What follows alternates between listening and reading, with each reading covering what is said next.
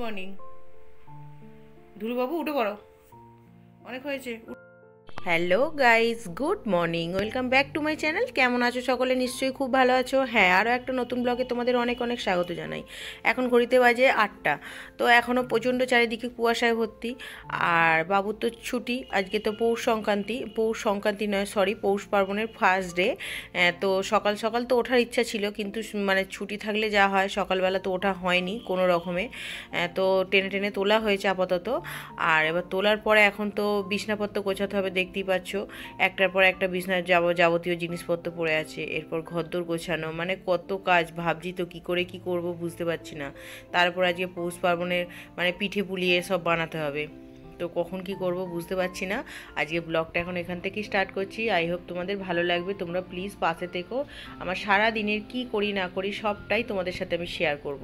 তো এখন বিছনাপত্র গোছাতে হবে, আর এদিকে পড়তে বসিয়েছি, বুঝতে পারছেন মাথাটা নড়ে যাচ্ছে সব সময়।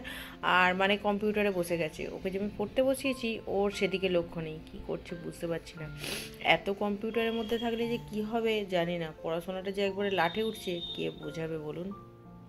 দেখুন অবস্থা, ক্যামেরাটা সামনে আছে যেহেতু কিছু অ্যাক্টিংও করে ফেলছে। তো ও করুক, আর আমার কাজ তো আমাকে করতেই হবে। তো আমি এদিকে বিছনাপত্রটা গুছিয়ে নিয়ে তারপর ঘরদোর পরিষ্কার করতে হবে। আর আজকে এত শীত পড়েছে, আমাদের এখানে 9 ডিগ্রি টেম্পারেচার হয়ে গেছে। আপনাদের ওখানে হয়তো কিছু কিছু জায়গায় অনেক কম, আমাদের থেকেও কম হয়ে গেছে, কিন্তু আমাদের 9 ডিগ্রি টেম্পারেচার হয়েছে। বাবা, এতে কাজ করতে হবে, বুঝতে পারছেন কী অবস্থা। তো বিছনাপত্র গুছিয়ে আর ব্ল্যাঙ্কেটগুলো তো আমি আলমারির মধ্যেই রাখি, তোমরা জানো, কারণ বাইরে থাকলে না ধুলোটা খুব বেশি হয়ে যায়। মানে ধরুন ঘরদোর ঝাড়ু পোছা করছি, বাইরের একটা ধুলো সব কিছুই ওর মধ্যে থাকে, তাই অসুবিধা হয় না। মানে ব্ল্যাঙ্কেটগুলোকে যে আমি মানে আলমারির ভিতরে রাখি, এতে অনেকটা ভালো হয়, মানে ধুলোটা একটু কম হয়। আর দেখতেই পাচ্ছেন যা ঠান্ডা পড়েছে, সত্যি আমি মোজা না পরে, এত মেঝেটা ঠান্ডা, পুরো পায়ের আঙুলগুলো না ব্যথা করে। তার জন্য মোজা সব সময় পরে থাকতে হচ্ছে, মানে একটা টাইম মোজা খুলে থাকতে পারছি না, মানে মেঝের মধ্যে পা দেওয়া যাচ্ছে না, এত মেঝেটা ঠান্ডা। তো চলুন, ঘরদোরটা ঝাড়পোছ করে নিয়েছি, এবার মুছে নিতে হবে। তারপর আজকে রবিবার, তার একটা রান্না বান্না আছে, আবার তারপরেও পিঠে বানানোর কাজ রয়েছে। তো কতটা হ্যাপা বুঝতে পারছেন। আর দেখুন, এইসব কাজের জন্য অনেকে হেল্পিং হ্যান্ড থাকলে খুব ভালো হয়, কিন্তু আমার তো কোনো হেল্পিং হ্যান্ড নেই, আমাকে একাকেই করতে হবে, কিছু করারও নেই। এবার তার মধ্যেও আবার দেখলাম এক গাদা জামা কাপড় পরে আছে, মানে কি বলবো, সারা সপ্তাহ কাজের জামা কাপড়। তারপরে ছেলের স্কুলেরটা তবু আগের দিন বাবুর স্কুলেরটা কেচে দিয়েছিলাম, তারও কিছু পড়েছে, সোয়েটার টোয়েটার পড়েছে, না একবারে কেচেই দিই আজকে। আর তবে কখন শুকনো হবে জানি না, একটুও রোদ্দুর নেই, কুয়াশায় মোড়া চারিদিক। তো যখন হবে দেখা যাক, কেচে তো এখন মেলে তো দেওয়া যাক, তারপর সারাদিন ধরে শুকনো হবে, দেখা যাবে কতটা কি হয়।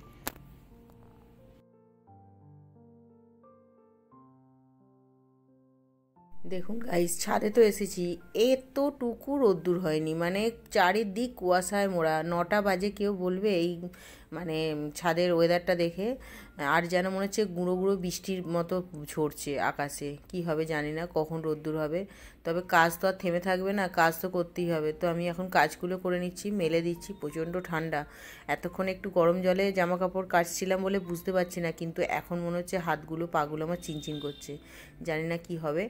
তো নিচে গিয়ে একটু হাত পা এগুলোকে একটুখানি গরমের মধ্যে দিতেই হবে, কারণ তোমরা জানো আমার ঠান্ডা অ্যালার্জি। এবার হাত পাগুলো না প্রচণ্ড চিনচিন করছে আর কুটাচ্ছে।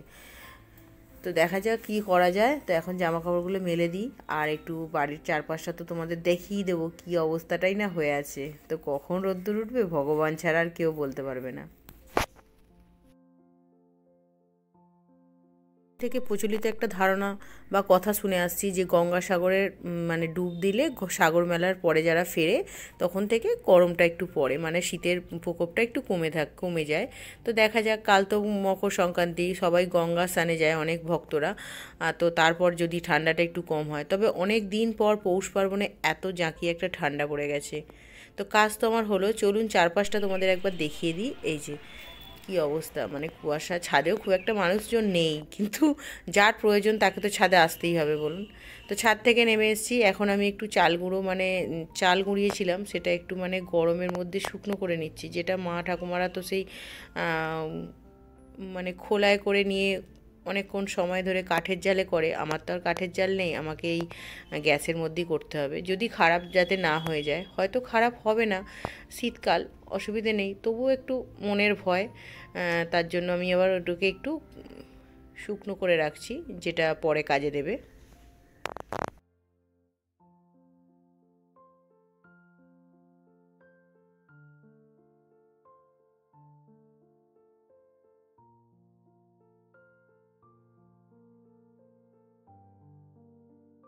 হ্যাঁ, আজকে দুপুরের জন্য রুটি বানাচ্ছি। তোমরা হয়তো ভাবছো কেন রুটি বানাচ্ছো দিদিভাই, দুপুরবেলা রুটি?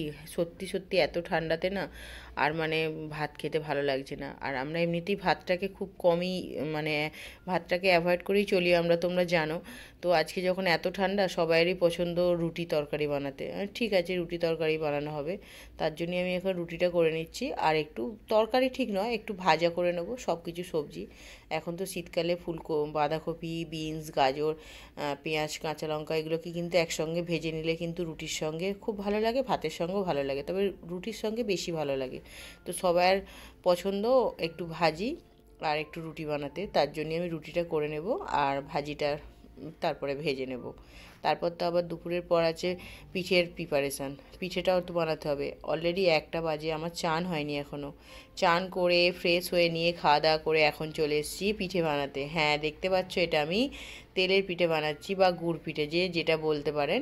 কিন্তু এটা না আমার হাতে ভালো হতো না আগে, এবারে না এত সুন্দর, এই যে দেখুন কি সুন্দর ফুলছে, আমার দেখেই না খুব মানে মজা লাগছে যে আমার হাতেও এরকম হয়। তো এগুলো করার কারণ হচ্ছে একটু তাড়াতাড়ি বসিয়েছি, এখন ঘড়িতে বাজে 2টো।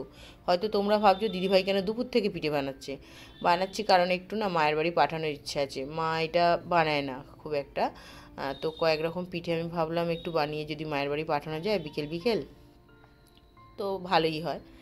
এই যে দেখুন, আপনার সঙ্গে গল্প করতে করতে এতগুলো বানিয়ে নিয়েছি, বেশি বানাইনি, এর মধ্যে কিছু মায়ের বাড়ি পাঠিয়ে দেবো, কিছুটা আমাদের থাকবে। তো আরও একটা পিঠের জন্য আমি এখানে চলে এসেছি, দেখতেই পাচ্ছ এটা, হ্যাঁ, আতপ চালের পেস্ট, আতপ চাল। আর এর সঙ্গে আমি কয়েকটা একটু গরম জল দিয়ে নিচ্ছি। এটা হয়তো দুধ দিয়ে অনেকে গোলে ব্যাটারটা, কিন্তু আমি আজকে গরম জল দিয়ে ব্যাটারটা বানাচ্ছি।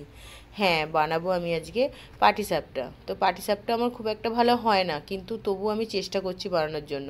ওর সঙ্গে দিয়ে দিলাম 2 চামচ ময়দা। ময়দাটা ভালো করে ফেটিয়ে নিচ্ছি যাতে কোনো দলা না থাকে, একদম স্মুথ ব্যাটারটা তৈরি হয়। দেখতেই পাচ্ছ, আরও একটু পরিমাণ ময়দা দিয়ে দিলাম। এবার ভালো করে আমি পেস্ট করে নেব এটাকে।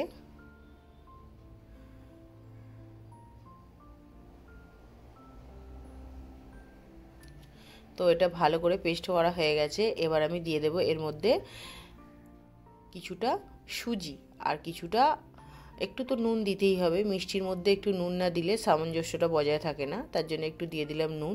আর এবার দিয়ে দেবো কিছুটা খেজুরে গুড়, অল্প দিলাম, মানে বেশি মিষ্টি ভালো লাগবে না, আর বেশি মিষ্টি হয়ে গেলে ওটাকে তুলতেও অসুবিধে হয় চাটু থেকে বা তাওয়া থেকে। তো দেখতেই পাচ্ছ খুব ভালোভাবে ব্যাটারটা বানিয়ে নিয়েছি। আর এতে আরও কিছুটা পরিমাণ দেব আমি সুজি। সুজিটা অল্প পরিমাণ দিলাম, মানে পরিমাণ মতো, যাতে ব্যাটারটা একটু স্মুথ হয়। আর ব্যাটারটা একটু ঢিলে আছে তো একটু থকথকে ভাবটা যেন আসে, সেই জন্যই সুজিটা দিয়ে দিলাম। দিয়ে কিছুক্ষণ ঢাকা দিয়ে রেখে দেবো, তাহলে ওটা ঠিক হয়ে যাবে অনেকটা, আর সুজিটা ফুলে উঠবে, তখন ব্যাটারটা একদম স্মুথ হয়ে যাবে।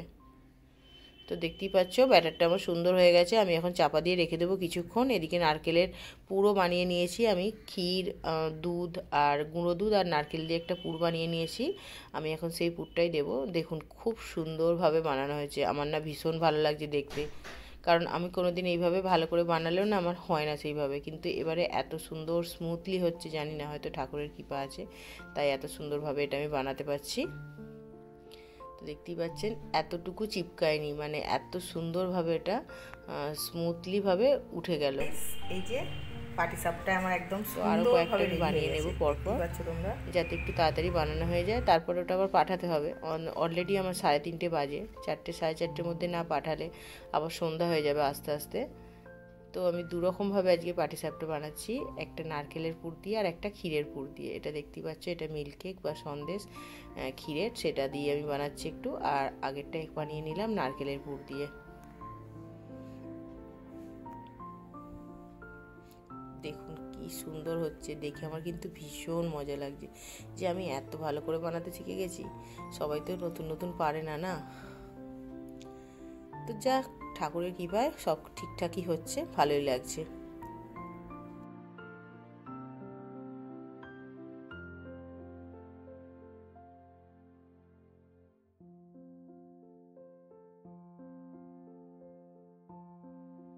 তো গাইস, পিঠে তো হলো, দুপুর দুপুর করলে একটু তাড়াতাড়ি হয়, 6টা বাজেনি, মোটামুটি পিঠে হয়ে গেছে। তো আরও তো একরকম পিঠে বানিয়েছি, তোমাদের দেখানো হয়নি। তো চলুন, পিঠেটা রেখে শীত পাচ্ছে, এবার কাজটা সমস্ত কাজ কর্ম সারা হয়ে গেছে একদম। আর ঠিক আছে, এবার ঠিক করি, ওগুলো ঠিক করে এবার নিজে একটু শরীরটা করে নিই, নানা শীত করছি ভীষণ। চলুন কী করেছি একবার দেখিয়ে দিই। পাটিসাপটা করেছিলাম, তোমরা দেখেছো। আর এইগুলো হচ্ছে, এই যে খুব ভালো করতে পারি না, ওই যে কী বলে সরু চাউলের পিঠে, খুব ভালো করতে পারি না, তবে যা পেরেছি মোটামুটি খাবার মতো হয়েছে।